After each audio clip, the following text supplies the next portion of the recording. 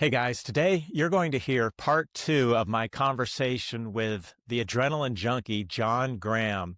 If you heard part one, you know John spent years chasing danger, adrenaline, really anything that made him feel strong. From the most dangerous ascent of Mount McKinley to hitchhiking through war zones, John wanted to be what he thought was a real man. I'm Rob Spee, host of the Bold Journeys podcast, exploring stories of grit, adventure, and faith. Thanks for joining me today. In this episode, we pick up with John coming home from Vietnam with PTSD. You're going to hear the amazing life he has working for the State Department, doing things like plotting how to win a nuclear war while struggling with finding who he's really meant to be. But John doesn't find it in any way you might expect. He happens upon a group that leads him down the path of having out-of-body experiences and questioning his own sanity. I wasn't the first one to experience this. It's just that most people would think I was crazy. And so even I thought I was crazy. After all, I have degrees from both Harvard and Stanford, and I'm very much in my head, and the idea of out-of-body experiences just didn't compute. Because one of two things is true. Either I am experiencing this is all real, or I am, in fact, crazy. One or the other. Which is it? I want a sign. John does get a sign. Wait till you hear what it is. Quitting the State Department, he ends up getting a lecturing tour on a cruise ship, but even that turns into an adrenaline-filled adventure when the engine room catches fire.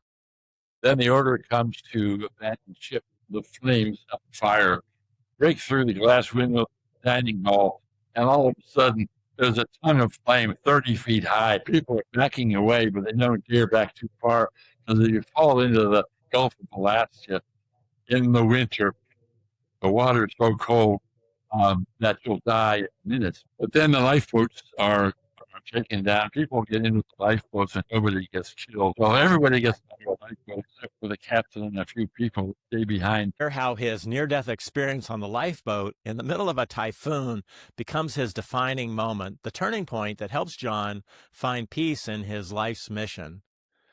If you haven't listened to part one, I encourage you to go back and start there. One apology, though, the sound quality on my interview with John, it isn't as good as I'd like, but I hope you'll still be able to listen along to this amazing story of John Graham's journey from adventure to purpose. And if you enjoyed today's episode, be sure to hit subscribe on YouTube or wherever you're listening. Follow along on Instagram and join the Bold Journeys newsletter so you don't miss any future episodes. And a big ask, please share this episode with at least one friend. That will really help me reach more people with these life-changing stories. All right, let's jump right in on part two with the adrenaline junkie, John Graham.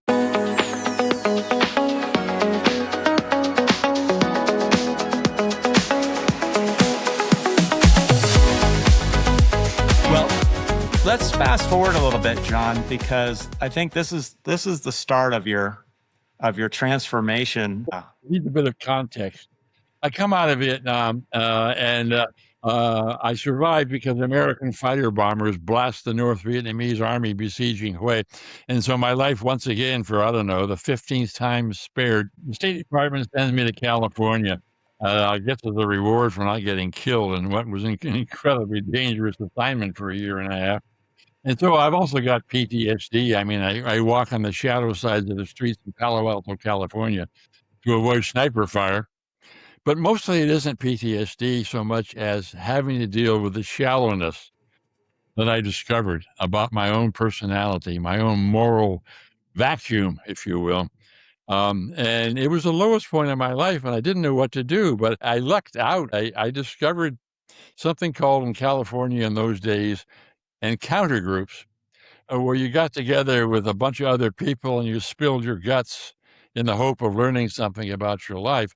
People laughed at them, but for me, they were really important. And it ended up with a bunch of guys in a cabin in the Santa Cruz Mountains, and I was trying to tell them that I was by far the most manly man in the room, all the adventures I'd done, and they sort of listened politely. And then they basically all said the same thing. Yeah, we get you're John Wayne, but what you don't get is that you're more than John Wayne. You do have a heart. And John, it's kind of like you've nailed a big piece of plywood over your heart, and you don't even see it. We see it. We see a nice guy in there, and you better discover it, or the rest of your life is gonna be just terrible." And I thought they were crazy, and I screamed curses at them. And then I realized as I ran out of the room that they were right, and I went for a long hike. This is in, Palo Alto, California, and I had, as you, pointed out, I was married. I was married at that point, had a small family, a marriage that was unworkable, but it nonetheless was still existing at the time. Marriage was unworkable because I wasn't married to a woman, I was married to adventure, and that's not exactly a good path for a successful marriage. So anyway, in the encounter groups, I really began to realize these guys were right. And I did discover a heart. It took me years, Rob, to bring me up to the where you're talking. And the State Department, in all their wisdom, this time sent me to the United Nations, where I met head on all kinds of the world's most difficult problems, peace and justice problems, violence problems. But by then, I had changed, found a heart. I had found a heart, and I was applying all of my skills and resources and toughness to making peace, and I was a completely changed person in the mid 1970s.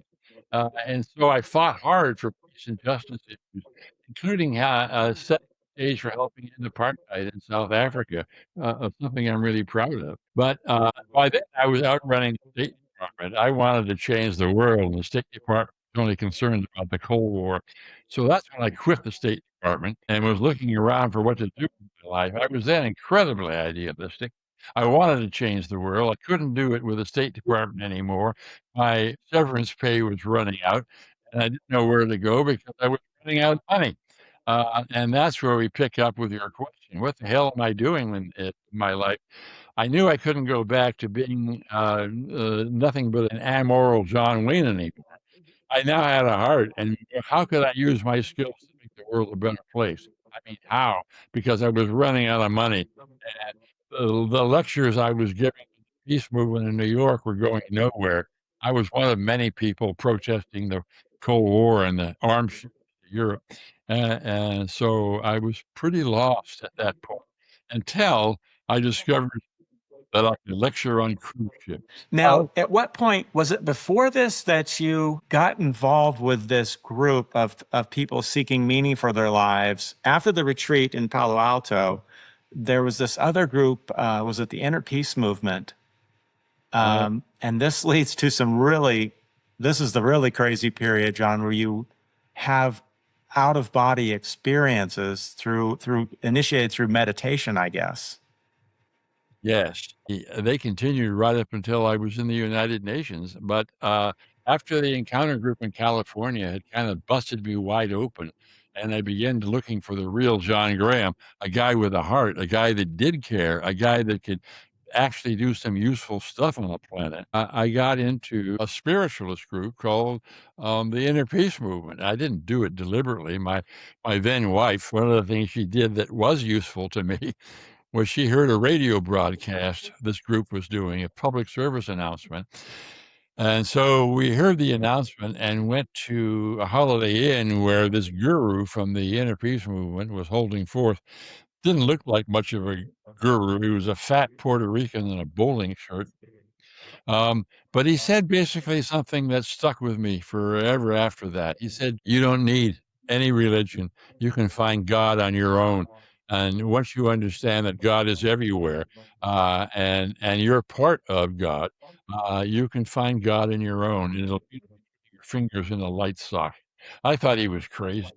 But then he had a member of his go into a trance, what seems to be a trance. I mean, she closed your eyes, and all of a sudden, she assumed the persona of a 200-pound man, and he began to talk about stuff that nobody else could know, in the afterlife and stuff like that, and this went on for 5 or 10 minutes. Now, mind you, I wasn't stupid or naive, and, any reasonably skilled actress could have done what this woman did in terms of assuming the persona of someone she wasn't. But nonetheless, I was like, strange.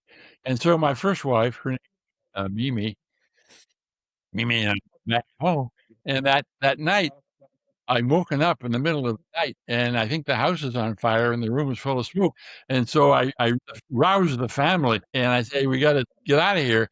And they look at me as if I'm crazy because there is no fire, there is no smoke. I'm just having a bad dream. So I think it's more PTSD, but it's not. And the next night, the same thing happens. And then a third night, I wake up with the house on fire when it's not. And I remember something one of the lieutenants of this guru in a bowling shirt said. He said there are some people that are natural psychics. They have natural, they have a natural ease in plugging into the all that is, the God of the universe, as he described it. They don't realize that, and they can get into real trouble because once they begin to realize that's who they are, strange things can happen. So I said, okay, some strange things are happening. And she says, yeah, why don't you join a meditation group at my house out in Rockville, Maryland, and I'll try to explain what's happening. And so I do that, and I go out to Rockville, and she teaches me how to meditate. And meditation to me was stupid. I mean, why would you want to turn off your mind, which is what meditation is? But I stuck it out. I kept going back every week, learning how to meditate, turn my mind off. And then I kept going deeper and deeper into what I would call a trance. And this woman, her name was Sarah, clap her hands, and I'd come out of the trance, and I'd be John again, okay? And then after about a month, he says, "Okay, next time I'm not gonna clap my hands. You go into this trance, meditation gets deeper and deeper.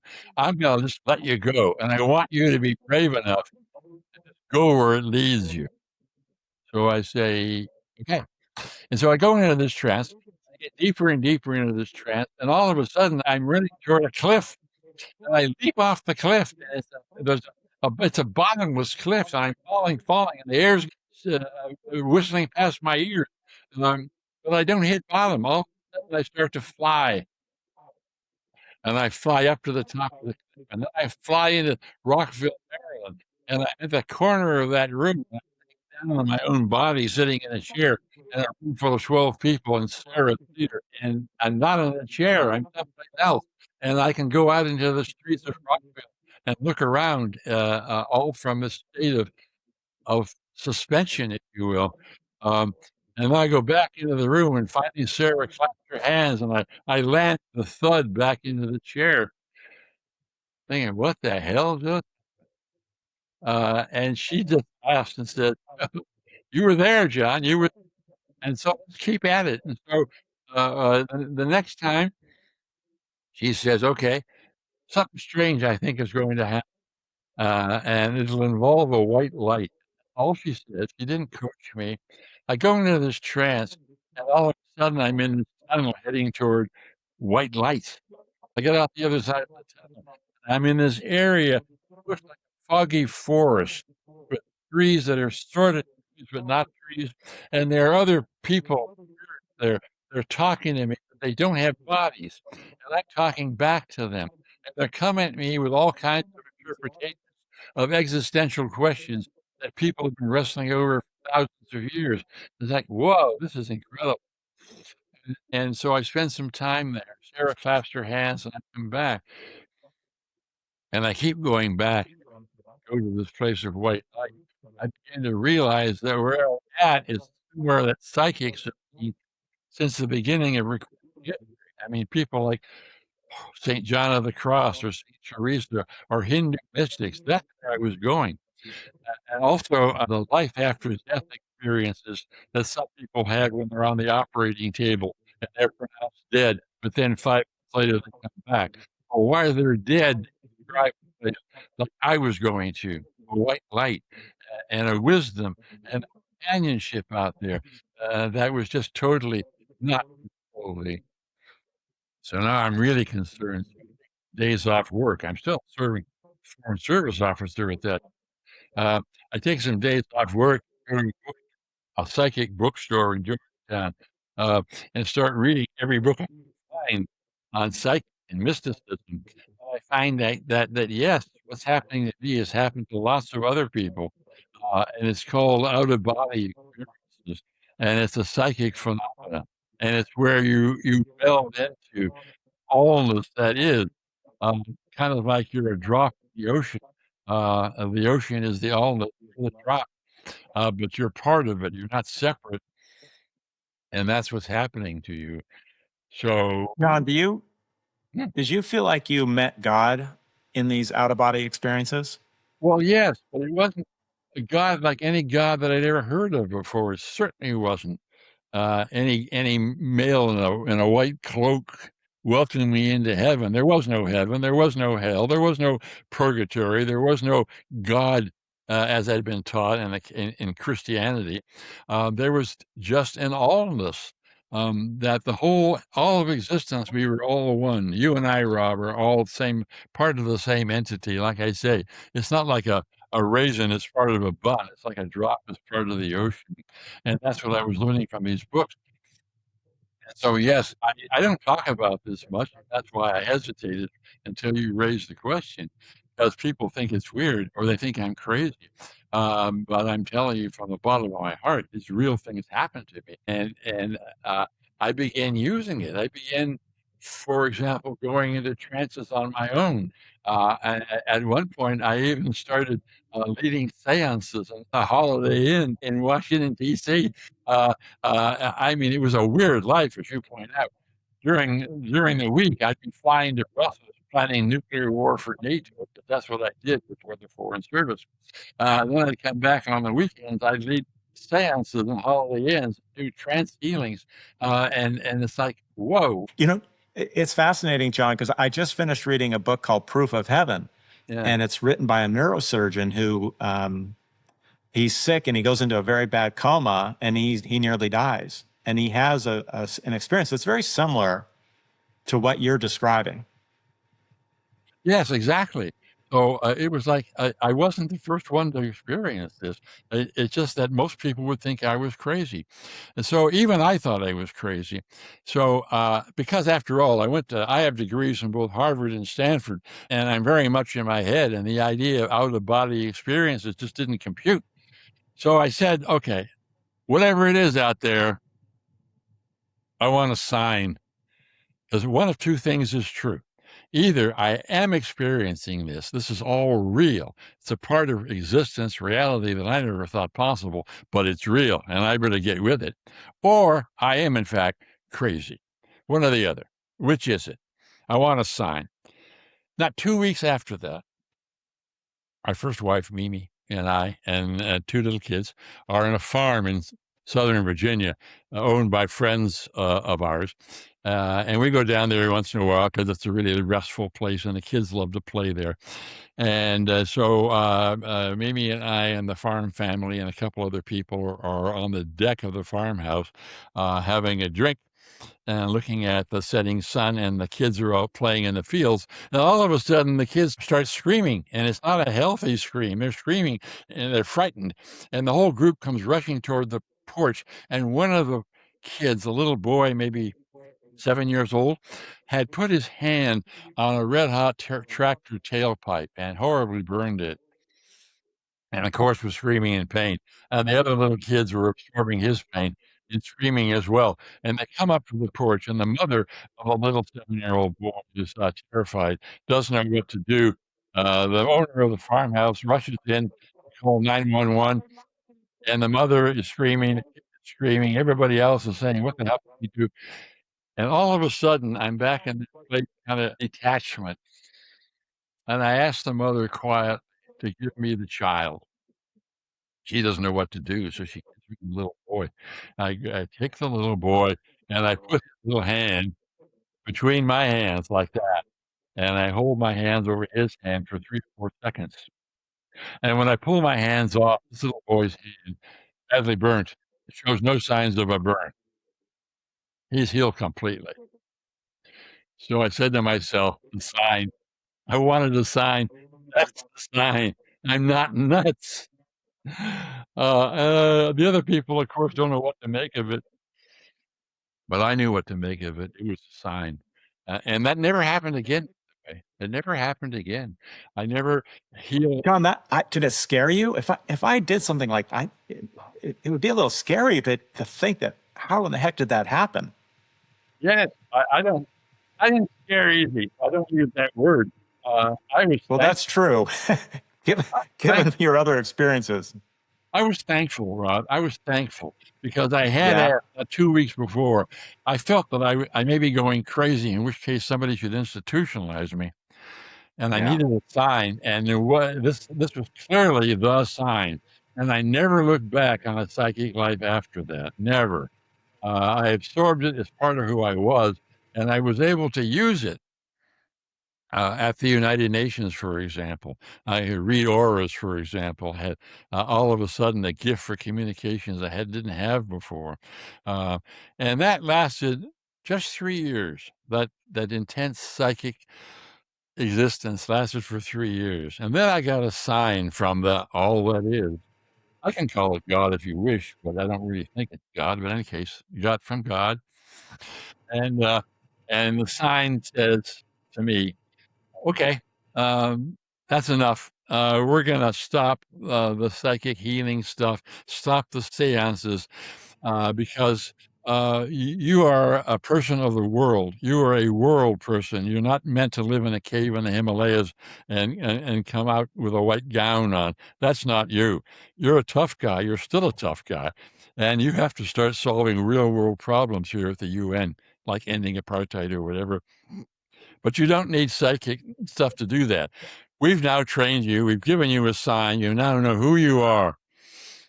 So you will continue your life as John Graham, and we will withdraw all or most of the psychic stuff that you've been experiencing for the last 3 years. And just like that, it stopped. And It so stopped. I felt lost for a moment, but then I thought, they're right. Whoever was speaking to me, they're right.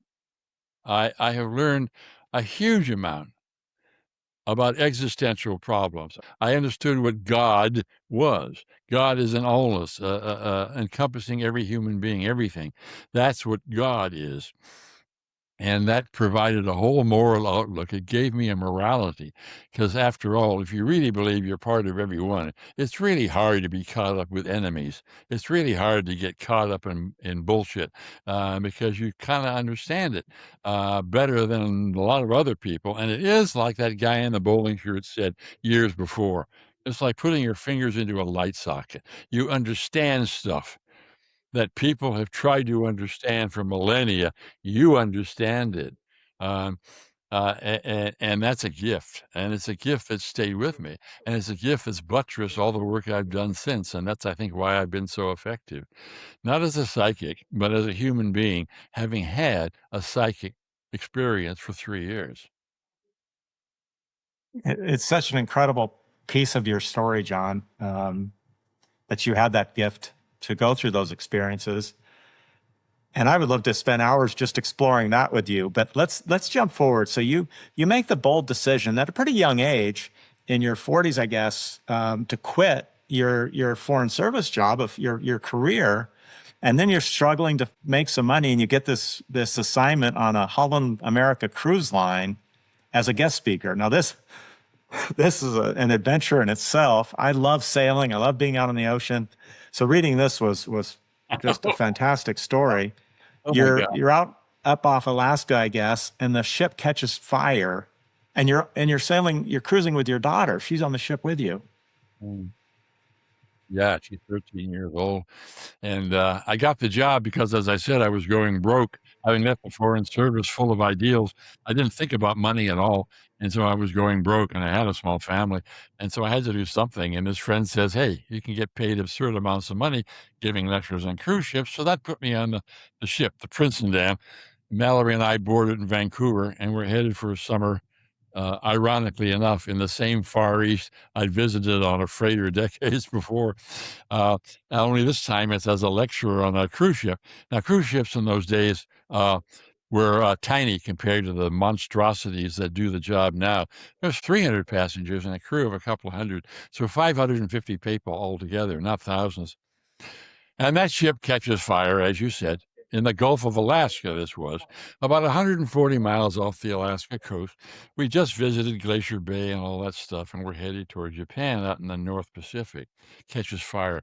The day before I'm supposed to give my first lecture, So we're woken up in the middle of the night with a loudspeaker, and it says, "Oh, terribly sorry, but there's been a small fire in the engine room. We're putting it out, of course. Well, I'm afraid that the ship is full of smoke, and we're going to use a fan to blow the smoke out of the coker. And we're terribly sorry for the inconvenience. And we want you all to come to the ship lounge, and we'll be serving free drinks. And we're very sorry for the etc." So Mallory and I are disarmed. We don't take any warm clothes, and we head out the door. And sure, enough, the corridors of the ship are full of smoke. And not only that, but the fire door where we normally pass, it slams shut automatically. But you couldn't stay in the ship's lounge. It too was full of smoke. And you look around to where Mallory and I had just come up, and the stairway, the smoke is blacker and thicker than when it was when we come up. So it dawned on us that the captain or the voice on the loudspeaker system is lying. The fire can't be put out because the smoke's getting blacker and thicker.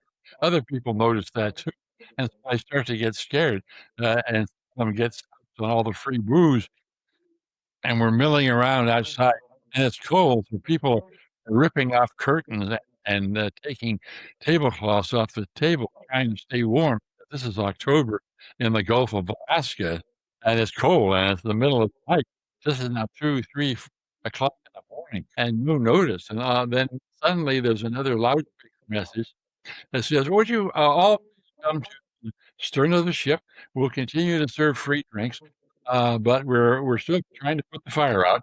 Uh, so all these people, passengers, go to the stern of the ship, and the ship's orchestra is brought out. This is the funny part, but they don't play near "My God," but show tunes come up. My daughter Mallory, decades later, go to see the movie Titanic, and we hold each other's hands because the similarity to what happened on the Titanic with their orchestra is so completely the same as what happened to us. So That's exactly what I was thinking was, John, that this is like a scene out of that movie. oh, it is, and the ship's orchestra is singing songs from I don't know, some Broadway musical, and people are getting doused. And then a helicopter flies over from the mainland 140 miles away and drops canisters of CO2 and ships people in firefighting gear or grabbing the canisters, looking very worried, and heading down into the bowels of the ship. And the smoke is now so thick, it's coming up around the stern of the ship as well, curling up over the side. I mean, we're in serious trouble here. People are getting really scared. The captain this time comes out on the bridge with a bullhorn, and he says, "I'm sorry, but we're going to ask you all to go to your lifeboat station because it looks like we're going to have to abandon the ship." Uh-oh. Valerie and I go up to lifeboat number 2. It says on the markings outside the lifeboat that it's made for 45 people, and there are like close to 90 people clustered around it because this is a new cruise ship. No one thinks this could ever happen. So the crew is poorly trained. People are scared. They don't know what to do. And so a bunch of the extra people are lifeboat. And then the order comes to abandon ship.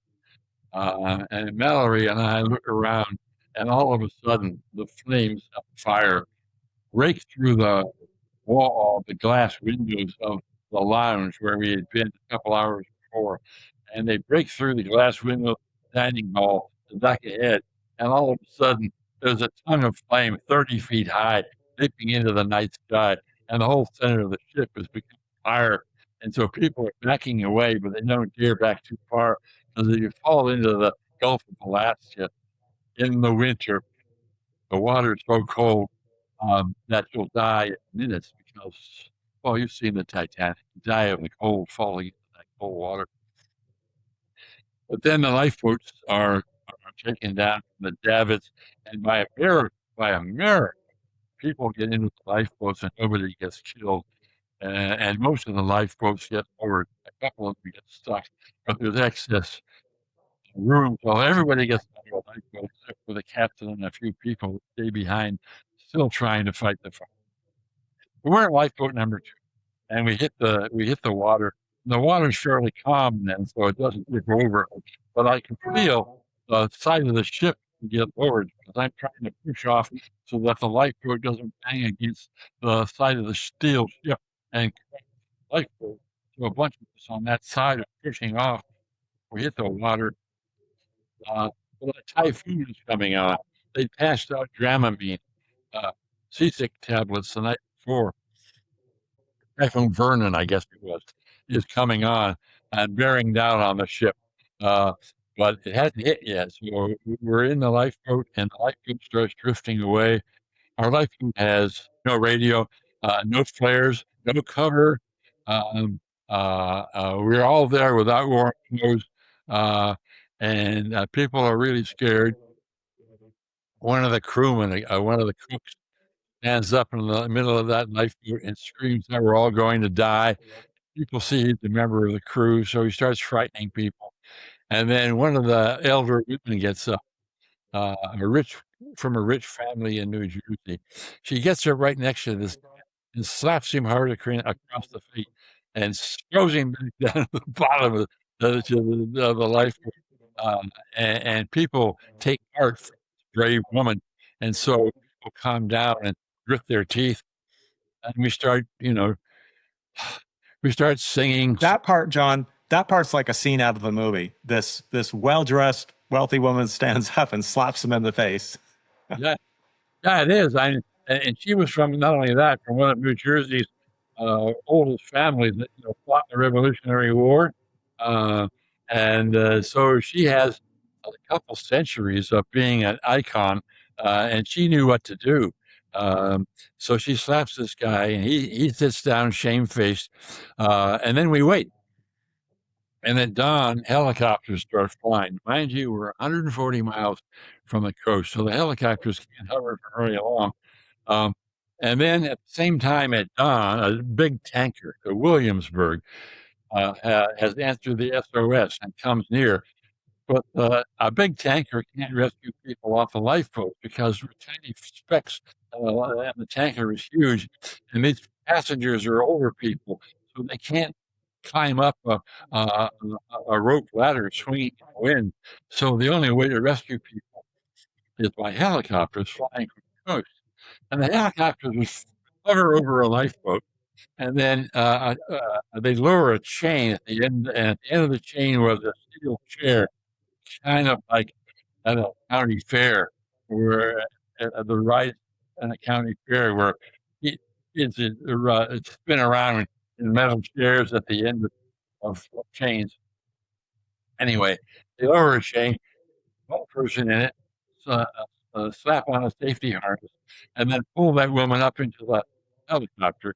And they get 8 or 9 people in the helicopter. And the helicopter flies to the deck of the tanker, lets the people off of the tanker where they're safe, and flies out for another 8. So 550 people, really.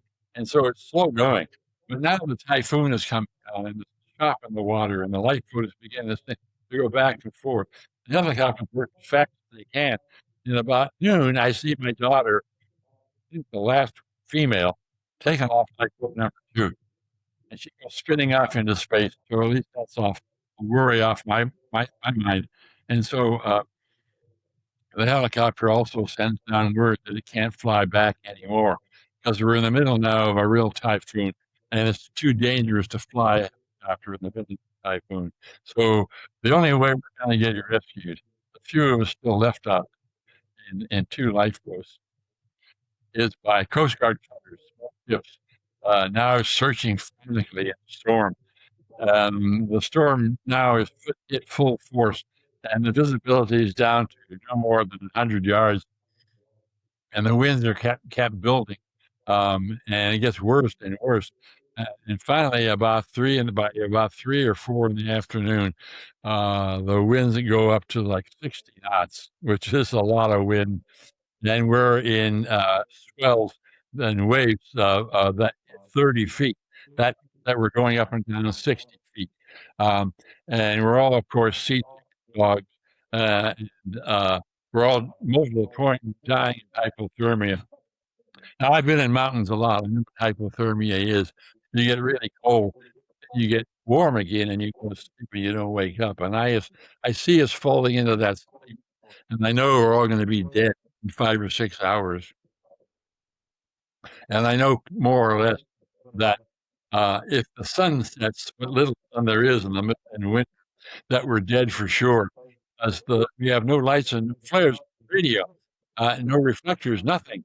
And so our only hope is that these Coast Guard cutters who are frantically searching in a pattern in this wild ocean, and visibility now down to less than 100 yards, will somehow find us. And the odds of that happening are like 1,000 to 1. They're bad enough without the Coast Guard cutters, but now with the Coast Guard cutters storm, the odds on surviving are like nil. And it's at that point when my life changes again. There are 8 of us left in lifeboat number 2. And this time I realized for all of my adventures, this time I am not gonna survive. It looks like for some crazy reason, that my life is finally gonna be over. Your number's up, you think? I think finally my number's up. And so I look up into the storm, and I start screaming at this, oh, let's call it God for convenience sake. I'm screaming at God. I start trying to pray, but I don't know how to pray. And so I start screaming at God and making threats like, God, how can you do this? I transferred my life. I helped end apartheid. I was doing good at the United Nations. I've got maybe, 40, 50 years to live. And I'm really confident about making good in the world. And I'm being shut out now. I'm being killed just as I'm starting this new life. I mean, I did help end apartheid, God. Pay attention. And so I started screaming at God. And then this message comes back from God, shall we say. And it says, stop bullshitting me. It didn't say bullshitting me, but that's what it message was. You're lecturing on cruise ships because you're running out of money. And now you're on this cruise ship, and you're going to get on another cruise ship because it's pretty nice existence. So you're locked. You're not going back to ending apartheid, but you have to make a choice. You either have to get really clear about the purpose of your life, which is service, which is using your skills to make a better place, or you'll die out here.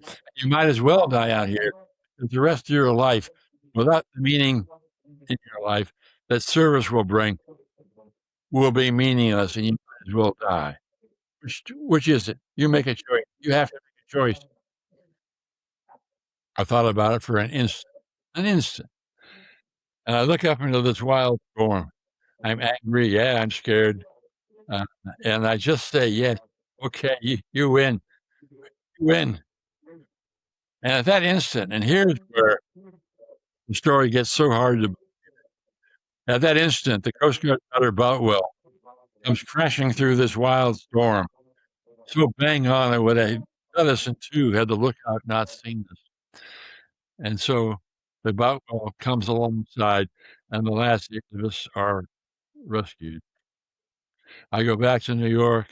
I keep my promise. I keep my promise. I never looked back on that promise that I made. My life was now about serving. My life was making the world a better place, and that's what I would be doing for the rest of my life. And I never looked back, but I needed a vehicle to do that, and it so happened I found one. I met this woman. Her name was Ann Medlock. She started something called the Giraffe Heroes Project. She named it Giraffe Heroes Project. It's all about finding people with their necks out, hence the metaphor, giraffe, long neck. And she would tell their stories because she was fed up with the conventional news of the day, focusing on what was wrong, gloom, rape, pillage. And nobody was telling us these brave people she called giraffe heroes. Nobody knew about the incredible role models that the rest of us needed to know. So she determined that she would start a news service that did nothing but tell the stories of giraffe heroes as a way of creating examples for the rest of us. She started in those days by stuffing press releases into envelopes and finding heroes that she met and recording their stories and getting a star of stage or screen. After all, we lived in New York, to do the voiceover. sending out short messages on vinyl records. Some of your viewers, listeners, maybe don't even know what a vinyl record is. It goes round on the platform, and music comes out. He would send out these records. Now, of course, the Giraffe Heroes Project, which has been going on damn near 45 years, uses the latest in social media. But in those days, it was press releases, then fax machines, vinyl records. I met her, and I thought she was it was a lightweight because I knew that giving wonderful speeches, which I was really good at, that was the way to save the world. Telling stories was, nice, but not very effective. Well, what happened, of course, was that I wasn't doing much of a job telling stories. People were just nodding in agreement. All I was doing was preaching to the converted. But Anne's Medlock stories were getting a vast audience. Within 2 years, she had her picture in the New York Times of the Giraffe Heroes Project, and I could see that what she was doing, she had discovered what people discovered thousands of years ago, that storytelling was the most effective way to change behavior in the culture, and she had found that the same way the troubadours of the Middle Ages found that, stories of heroes. I got it. I got it. But I got it mostly because I fell in love with Anne. It was wonderful. I fell in love with Anne, and I joined her as a partner in the Giraffe Heroes Project because it was exactly what I wanted to do, and Anne had discovered the vehicle for it, which was telling stories. And so I have been doing that since 1982, like 44 years now, and we'll have been married 4 years as partners in the Giraffe Heroes Project, husband and wife, and leaders now of a family clan. But we started then in Ann Midlock's living room. Since then, of course, we've branched out. We don't just tell stories. We've created all kinds of curricula for schools, for example, helping young people develop lives as courageous, compassionate citizens. Uh, Between the two of us, we've written 4 books on civic engagement, basically how to stick your neck out without getting your head cut off. Until COVID, I went back lecturing, this time lecturing about Giraffe Heroes all over the world, doing workshops all over the world. I would head for countries that were in real crisis, either because of despotic leaders or hunger or disease or something, and I would work with activists teaching them to tell the stories of their own heroes so as to inspire their own heroes and their own salvation in their own country. So we developed a whole foreign operation called Giraffe Heroes International. So the Giraffe Project began in 1982, grew and grew and grew, and it still grows. Uh, and it's if you go to giraffe.org, you can find out all the stuff we're doing in 2026. I could tell a lot more, but that's, kinda like where the story sits now. That's a wonderful part of the story, John, how you were God spoke to you out on this life raft when you're about to die and gives you a choice. You make the choice to serve. You find a vehicle to serve through the Giraffe Project. You meet Anne, fall in love, and what a great rest of the story. And for years, you guys have had this mission. You know, when I read about the way she started, I thought if podcasts had existed back then, that would have probably been the vehicle Oh, for yeah, for telling sure. these stories. Yeah, yeah. Now we do everything. We do interviews, we do podcasts. I started a year ago something called, Badass Granddad. I didn't know what I was doing, but I'm a very creative guy, so I decided I would start making short form videos no more than 3 minutes in length because I wanted to appeal to a younger demographic. I mean, I'm now 84, and so I talked to someone 25, and a lot of them might say, "Oh, what does this old fart know anyway?" So I started doing these short form videos in which I would spend 2 minutes of the 3 telling a war story, telling a story of one of my adventures, but then I would segue into some life lesson that connected to that adventure. Could be a life lesson about perseverance or risk taking or courage or something. And then there'd be a call to action in which I would urge people, listeners and viewers, to get active themselves, to get off their couch and look around and see a problem that needed solving. In other words, a Giraffe Heroes message. And I didn't know what I was doing, but I caught on immediately. I mean, I now, a year and a quarter later, I have, as of this morning, I think 125,000 followers, which I'm told is a lot. That's a good number, John. That's a fantastic. Well, I now get offers from people that want to pay me a whole lot of money to put ads on Badass Granddad, and I don't do it. You can find it on TikTok, Instagram, or YouTube. You can dial me up on any of the services. Badass, all one word, Granddad with 2 D's in the middle. You can dial up Badass Granddad. But it's, yeah, I'm told now, protect him, that I'm now, I forget the word, I'm a senior influencer. And That's right. I thought being an influencer, Rob, was, a teenage girl showing how to put nail polish on. I thought, oh, now I'm an influencer. Great. Okay. No, I got over. Oh, that's funny. I got over 3 How fantastic, John, at 84 that you're able to do that. If you've got a few more minutes, John, I do something called the rapid fire round. I put together a couple of rapid fire questions for you. And the idea is short answers, first thing that comes to your mind. Oh, sure. I can still think. Yeah. All right. So you worked with some pretty large historical figures reading in your book, Jimmy Carter, John Glenn, Henry Kissinger, among others. Is there one that stands out to you, someone that you were most impressed by over the years of these people that you worked with? No, what I was most impressed by is Nelson Mandela and his lieutenant, Robert Sobukwe, and my fight against apartheid. They were the 2 bravest guys I ever met. Brave, not just for striding into the middle of that struggle, but in having the guts not to start a race war in South Africa, but to understand that they had to swallow a lot of their own pain and start developing a multiracial society in South Africa. That took more courage than any of these other guys. Second would be John Glenn, who was just one fine guy. I love John Glenn. He was such a compassionate guy. I remember once telling him entertaining my daughter's brownie troop, telling about his space flights. Pretty amazing. Pretty amazing. All right. Next one on the Giraffe Heroes. So you've got, I read over 1,400 Giraffe Heroes stories. Do you have a favorite? Is there one that really stands out to you? There are probably thousands of them, but any one that really stands out? Yeah, a lot of them stand out. I guess the one that sticks out most right now is a woman in Sierra Leone.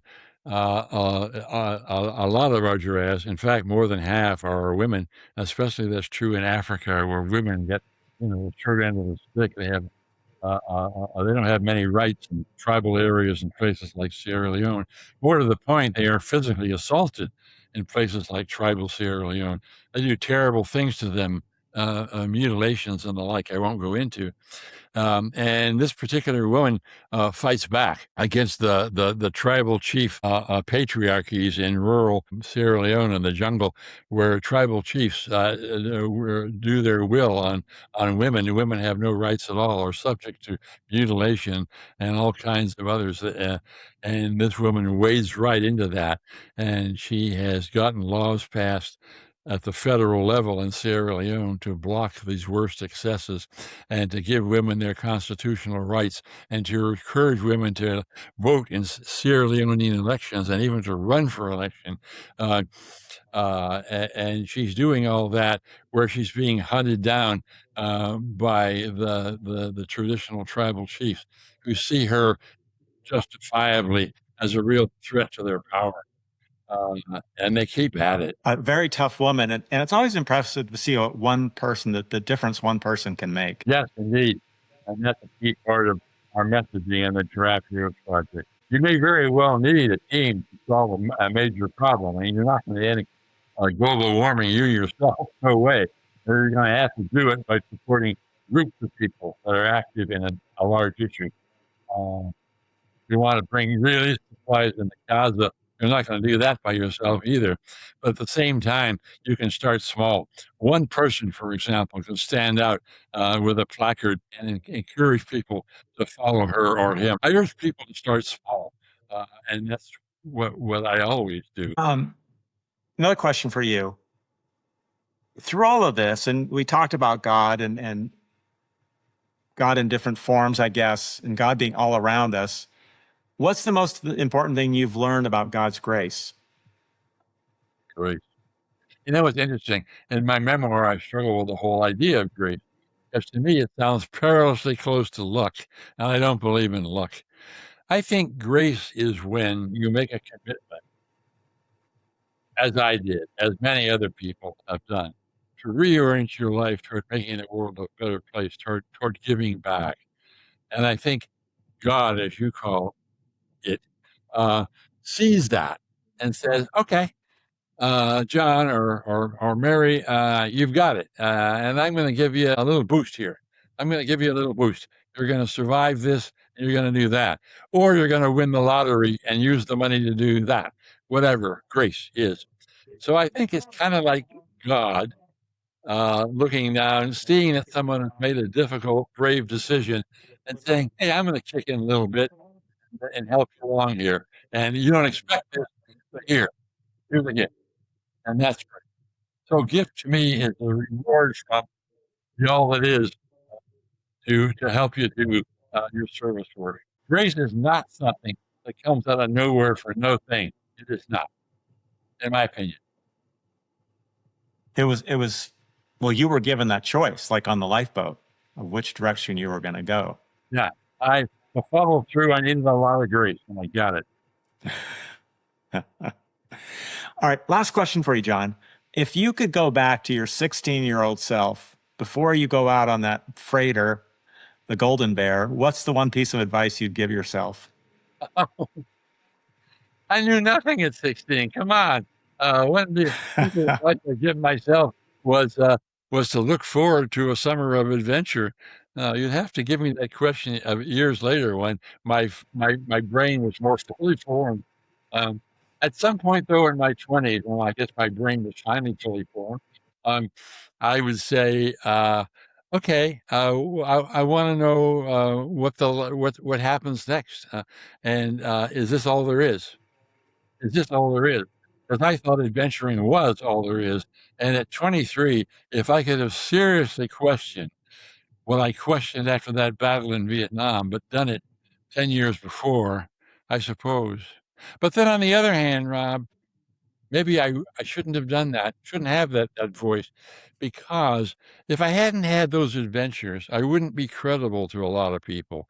I mean, when I get up in front of a boardroom or a C-suite and talk to a board of directors of 15 people, or I go and give a lecture to 5,000 people in a hotel ballroom, I use 3/4 of my time to tell my adventure stories the same way I've been telling them for the last hour on your podcast, because it brings people in.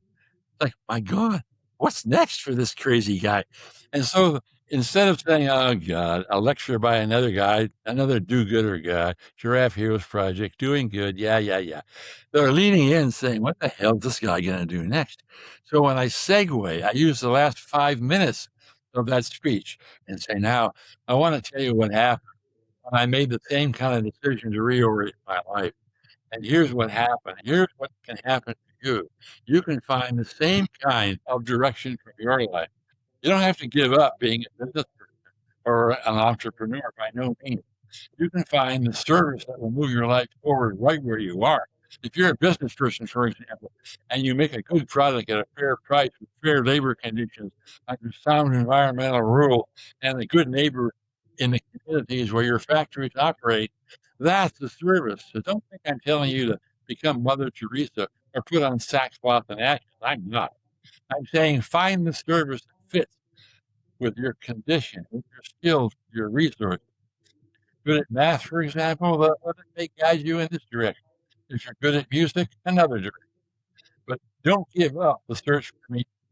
There's no more important search in your entire life than finding a meaningful life, so that when you look in a mirror in the morning, what looks back at you satisfies you that you're on the earth for a purpose, that you're not just taking up space. There's a reason for your existence. There's a purpose to your life.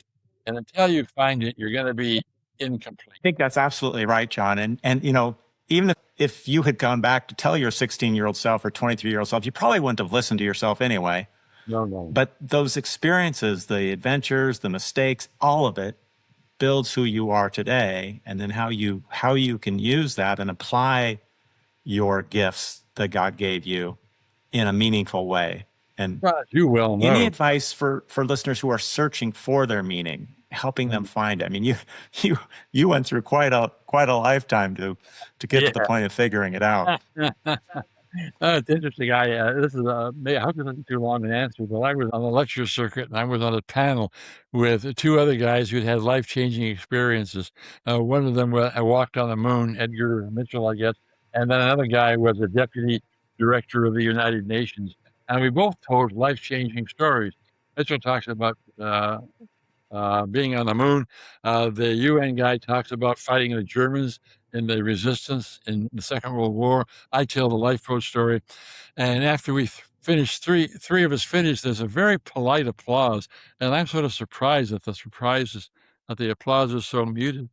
And finally, one young man in the back of the room stands up and he tells me why the applause was muted. He says, yeah, we'd all like to find true meaning for our lives, but we don't want to fight the Germans in the Second World War. We're never going to walk on the moon, and we sure as hell don't want to almost die in the lifeboat. So how do we answer Rob's question? How do we find it? And the astronaut has the right answer. He says, "You just look around, and you'll find that meaning." But the three of us are too damn stubborn, and for all of us, it took something drastic to find that meaning. We're all like Missouri mules that have to be hit across the head with a 2x4 before we finally understand. I'm a bit more generous than that. I tell people today that you can find that meaning by, first of all, by assessing your own life, your own talents. Like I say, if you're good at math, that may suggest something. I mean, maybe you write your town plan for sustainable housing. If you're good at music, that maybe you find ways to use that music to bring peace to troubled people's lives. Um, Whatever, you look around at who you are, and then you just stay silent. When I was doing workshops back in the day, I would tell audiences, well, here's an experiment. I call it the red light experiment. You're stuck at a red light, the longest one on your trip. It's like 90 seconds. And you have to get to a meeting. And so you're stuck at a red light and your fingers are gripping the steering wheel and you're cursing. Well, under your grip, stop cursing. Realize there's no way you can do anything for 90 seconds. And just shut up. Just be quiet. And don't think about anything. And see what comes into your head. Kind of like a meditation. But this case is an enforced meditation, enforced by a red light. And see what comes in. You may be surprised. And then you continue your trip and you see a billboard advertising, I don't know, shaving cream, motor car. It doesn't make any difference. Well, on that billboard is even a word that all of a sudden has a different meaning to you. And it ties into what you were saying at that red light. Ah, okay, there's a message here. And maybe that message is to mend a rift with acting out teenage son. Maybe that rift is to send $100 to Doctors Without Borders. Maybe that rift is to get active and start a group that deals with affordable housing in your community and deal with clearing the bureaucratic bullshit that's making it hard to do that. But the red light experiment works more times than you may think. Yeah, we've got to pause and slow down to listen, just to maybe not the full meditational trance, but just slow down and listen, have some peace. Yeah, take a quiet walk in the local park. Look up at a starry sky. I mean, for at least a short shut down your mind, the latest business worry, the latest family, the latest financial worry, and even if you're not stopped at the red light, just shut it all down and think about it. Look up at that starry sky, or look at that mirror in the morning when you're shaving or your nail or whatever. Look up at that mirror in the morning and realize there's got to be a reason you're on the planet. The idea of being here to do nothing but grow up, get married, have kids, and die. That doesn't make any sense. Got to be more than that. Yeah. Well, John, we're going to have to stop here. This has just been so much fun hearing your stories. Just an incredible adventure. I recommend everybody read your book, Quest. It's so much fun.